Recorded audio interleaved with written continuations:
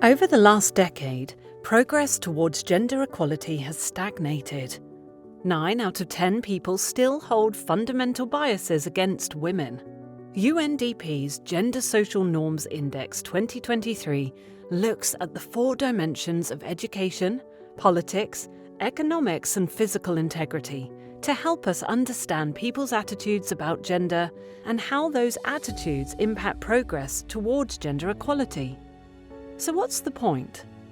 Women's rights are human rights, and social norms that hinder women's rights also hinder human development.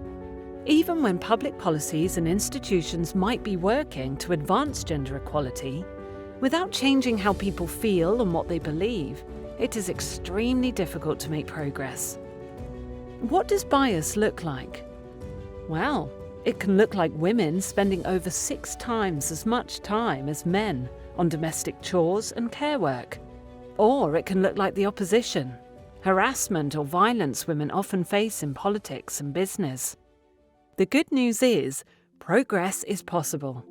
In countries that have had women leaders over the past decade, changes in gender social norms have been nearly 3 times greater than in countries that haven't.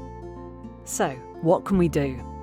We can improve institutions and systems by investing in gender as a policy priority, strengthening social protections and care systems, and combating hate speech and gender disinformation. To address social norms directly, we can also work to shape culture through education, recognise women's rights, and increase representation of women across all spaces.